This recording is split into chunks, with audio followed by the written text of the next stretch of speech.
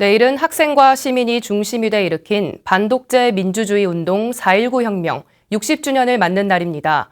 독재 정권의 부정에 맞서 젊은 지식인과 학생들이 민주주의를 쟁취한 사건인데요. 4.19 혁명에 대한 탄허 스님의 평가를 실제 사료로 증명한 흥미로운 연구가 눈길을 끌고 있습니다. 최준호 기자입니다.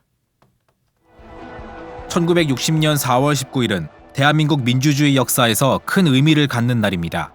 무리한 개헌과 부정선거로 장기 집권하고자 했던 이승만 정권을 몰아내고 민주주의를 바로 세우기 위해 학생과 지식인들이 중심이 돼 일어난 4.19 혁명.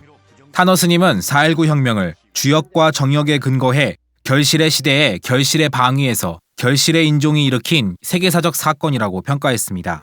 1960, 70년대에 전 세계에서 동시다발적으로 일어난 학생운동의 시초를 4.19 혁명으로 본 겁니다.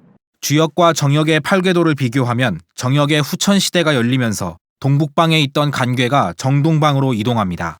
탄허 스님은 이 이치가 지구상에 적용돼 정동방에 위치한 한반도에서 새 시대의 주역인 청년층에 의해 발생한 사건이 4.19 혁명이라고 생각했습니다. 동북방에 위치했던 치우쳐 있던 한반도가 정동에 와서 이제 중심 역할을 하기 시작했다 이런 뜻입니다. 간방은 모든 것의 끝을 의미하기도 하고 모든 것의 시작을 의미하기도 합니다. 그래서 이제 지금 이 정역 팔궤도에서 얘기하는 간도수가 오면서 한반도에서 일어나는 사건이 전 세계 역사의 출발점이 된다. 그렇게 이제 얘기를 합니다. 한국불교학회 김성철 회장은 서구의 학생운동 물결의 주역들이 실제로 4.19 혁명을 염두에 두고 있었는지 파악하기 위해 사료를 검토했습니다. 1960년대 미국의 저항 문화운동을 주도한 대표적인 두 사람, 톰 헤이든과 잭 뉴필드는 모두 4.19 혁명이 미국 내 학생운동이 일어나는 촉매제가 됐다고 입을 모았습니다. 또한 4.19 혁명 당시 미국 언론 보도를 보면 분량이나 비중에서 혁명이 미국인들에게 큰 주목을 받은 사건이라는 것도 확인할 수 있습니다.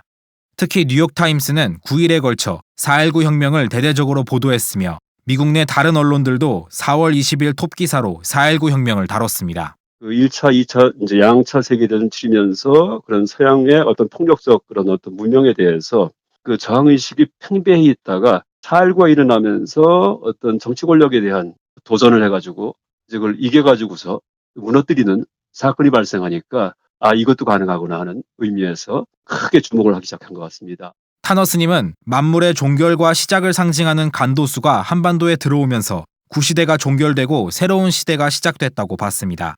새 시대의 방아쇠가 된 4.19 혁명은 서구의 젊은이들에게 영향을 주면서 이후 차별 철폐, 반전 반핵운동, 환경운동 등 다양한 사회운동을 촉발했습니다. 종교적으로도 숭산 스님의 구미포교와 송강사의 국제선언 개설이 맞물려 서구의 젊은이들 사이에서 불교가 유행처럼 번지게 됐고 서구에서의 활발한 포교 활동은 다시 한국으로 돌아와 현대 한국불교 부흥의 원동력이 됐습니다. 올해가 다시 4.19를 통해서 전 세계를 갖다가 우리가 이제 좋은 영향을 끼쳤던 1960년 이후에 다시 60년이 지난 2020년입니다. 이번에 코로나19 사태를 극복하는 그런 모습이든지 이제 이런 그 혼란 속에서도 질서정연하게 총선을 치르는 모습이든지 이런 것들이 지금 세계에 아주 좋은 영향을 미치고 또 우리의 노하우를 전해주고 하는. 그러니까 4.19 때는 우리가 국력이 약했기 때문에 격발만 시켰는데 앞으로는 저는 우리나라가 그 이상의 역할을 할 것 같습니다.